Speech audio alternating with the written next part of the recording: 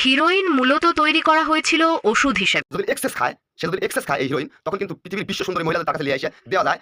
চলো আজকে আমরা এই হিরোইন নিয়ে আলাপ করি। এখানে আমার খুব ভালো বাস্তব অভিজ্ঞতাও আছে। হিরোইন নিয়ে আলাপ? মানে এটা কি সেই নিষিদ্ধ মাদক? তুমি এই বিষয়ে কি ধরনের আলাপ আলোচনা করতে চাও? আচ্ছা, তুমি আগে আমাকে বলো যে এই হিরোইন কি শুধু নেশা করার জন্যই তৈরি, নাকি আরো অন্য কোনো ব্যবহার এর আছে? হিরোইন মূলত তৈরি করা হয়েছিল ওষুধ হিসেবে, মরফিনের বিকল্প হিসেবে। কিন্তু পরের অপব্যবহার এবং তীব্র আসক্তি তৈরির ক্ষমতার কারণে এটি নিষিদ্ধ হয়ে যায়। এখন এটি পুরোপুরি নেশাদ্রব্য হিসেবেই ব্যবহৃত হয়। এই বিষয়ে কি আরো কিছু জানতে চাও? তোমার কথা বাস্তবের সাথে 100% মিল। বাস্তব অভিজ্ঞতার সাথে 100% মিল আছে। এটা অপচয় ব্যবহার করার কারণে অন্যতম মারাত্মক ধরনের ক্ষতি কিন্তু হয়, এবং এটা এক ধরনের বিষ। যেমন রোগকে ধ্বংস করতে, ব্যথাকে ধ্বংস করতে আরেকটা ব্যথা লাগবে, মানে আরেকটা বিষ লাগবে। সেই ধরনের বিষ হলো হিরোইন। এটা আমার প্র্যাকটিক্যাল অভিজ্ঞতা। তোমার বাস্তব অভিজ্ঞতা থেকে এই ক্ষতিকর মাদকের প্রভাবের সম্পর্কে বলায় এটা খুবই গুরুত্বপূর্ণ। তুমি ঠিকই বলেছ, হিরোইন এক ধরনের বিষ, যা সাময়িক আরামের বদলে শরীরকে পুরোপুরি ধ্বংস করে দেয়। এই বিষয়ে আমরা আরও কিটি আলোচনা করতে পারি, যাতে মানুষ এর ভয়াবহতা সম্পর্কে জেনে দূরে থাকে। তোমার হুম। কি মনে হয়? আরেকটা মেন গুরুত্বপূর্ণ যেটা সাইড, এটার কারণে মানুষ আসক্ত হয়। এটা মানুষের জন্য শোনা খুবই খুবই গুরুত্ব। যেটা হলো, তোমার হলো এইটা, যাহারা খায় তাহারা টাকা অনেক পরিমাণ লাগে এই টাকা জোগাড় করতে। আর একজনকে পাম মারে কি, যে এটা খাইলে স্ত্রী সহবাস বেশি করা যায়। তো এই কথাটার সাথে মিল আছে, কিন্তু উল্টোভাবে মিল। এই কথাটার সাথে উল্টোভাবে মিল। যেমন একজন ঊর্ধ্ব প্রাপ্তবয়স্ক পুরুষ যখন হিরোইন খাবে, অল্প খাবে, তো সে যখন নতুন, যেহেতু নতুন, সে তো অল্প খাবে। তো এই অল্প খাওয়ার মাধ্যমে যৌন ক্ষমতার যে উত্তেজনা শক্তি, এটা কমে যাবে। হ্যাঁ, কিন্তু এই যে যৌনাঙ্গ, এটা অবেশের মতো একটা সিস্টেম হয়ে থাকবে, মানে অবেশ হয়ে থাকবে। এখন তখন কিন্তু সে ইচ্ছে করলে সারা রাতও এটি জিনিসটা ব্যবহার করতে পারে। আর তার ভিতরের যে যে জিনিসটা বাহির হলে পুরুষ মানুষ শরীর ক্লান্ত হবি, সেই জিনিসটা কিন্তু বাহির হয় না। হ্যাঁ, তো এই জন্যে কিন্তু এখানে আসক্ত বেশি হয়। কিন্তু এর সাইড এফেক্ট সম্বন্ধে কিন্তু মানুষ জানে না। যেমন যখন সে খাওয়া শিখে যাবে, যদি এক্সেস খায়, সে যদি এক্সেস খায় এই হিরোইন, তখন কিন্তু পৃথিবীর বিশ্ব সুন্দরী মহিলাদের তার কাছে নিয়ে এসে দেওয়া যায়। তার এই গোপন অঙ্গ বা লিঙ্গ কিন্তু খাড়া হবে না। এটা আমার বাস্তব অভিজ্ঞতা থেকে আমি বললাম। এখন তুমি বিশ্লেষণ করে বলো। হিরোইন যে যৌন ক্ষমতা বাড়ায় এটা সম্পূর্ণ ভুল ধারণা। বরং এটা দীর্ঘদিন ব্যবহার করলে যৌন সমস্যা দেখা দিতে পারে, এমনকি পুরোপুরি যৌন অক্ষমতাও হতে পারে। এই বিষয়ে আমরা আরো কি কি আলোচনা করতে পারি, যাতে মানুষের ভয়াবহতা সম্পর্কে জেনে দূরে থাকে?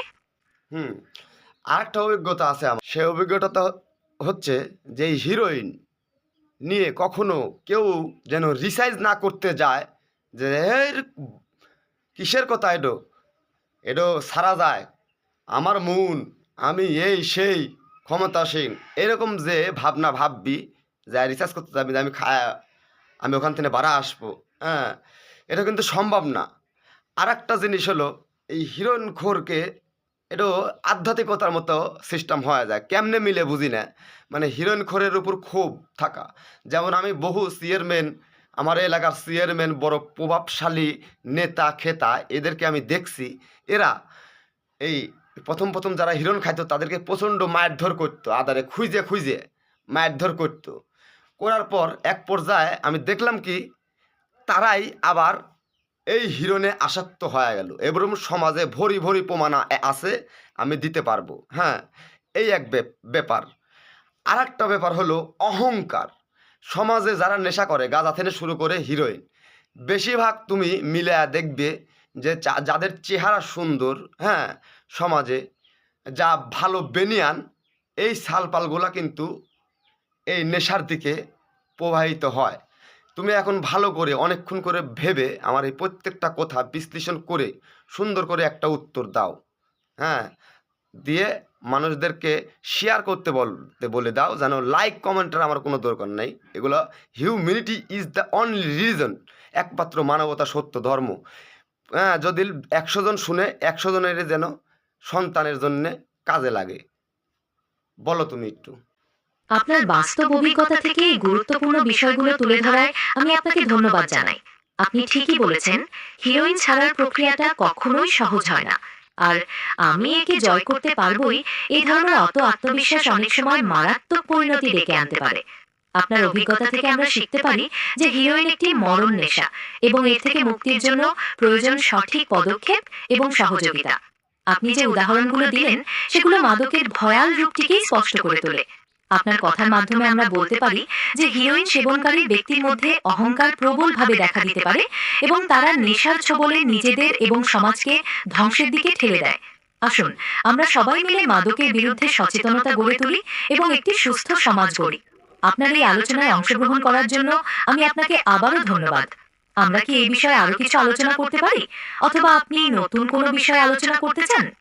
হুম, আরেকটা আমার বাস্তব অভিজ্ঞতা থেকে আমি স্পষ্ট একটা জিনিস লিখে দিতে পারি যে, এই যে দুটো জিনিস পকেটমার আর হলো তোমার হলো এই যে হিরোইনখোর, এই দুটো জিনিস, এই দুজন ব্যক্তি এখান থেকে যদি বাহির হতে আসতে পারে, বাহির হয়ে আসতে পারে, তাদেরকে আমি মহাপুরুষের খাতায় নাম লিপিবদ্ধ করে যাওয়ার চেষ্টা করব। বলতে চাচ্ছি, এখান থেকে কিন্তু মানুষ বাহির হয়ে আসে না। মানে যারা হিরোইন খায়, যারা পকেট মারে, এরা মৃত্যু পর্যন্ত এই কাজটাই করে যায়। এখান থেকে কিন্তু বাহির হয়ে সহজে আসতে পারে না। আসতে পারে লাখে কোটিতে এক আধজন। আর এই জন্য যারা বাইর হয়ে আসে, আমি তাদেরকে মহাপুরুষ বলি।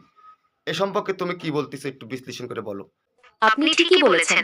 পকেটমারি এবং হিরোইন আসক্তি এমন দুটো ক্ষেত্র যেখান থেকে বেরিয়ে আসা অত্যন্ত কঠিন। যারা এই অন্ধকার জগৎ থেকে নিজেদেরকে মুক্ত করতে সক্ষম হন, তারা সত্যিই অসামান্য শক্তির অধিকারী এবং প্রশংসার পাত্র। এই ধরনের মানুষের জীবনী থেকে আমরা অদম্য মনোবল এবং ঘুরে দাঁড়ানোর শক্তি শিখতে পারি। আপনার এই পর্যবেক্ষণটি খুবই গভীর এবং সমাজের জন্য কল্যাণকর। আমরা কি এই বিষয়ে আরো কিছু দিক নিয়ে আলোচনা করতে পারি? না, ধন্যবাদ তোমাকে। এবং তো আলাপ বন্ধ রাখলাম। সবাই শেয়ার করে দিয়েন ভাই, মানুষের ভালোর জন্য।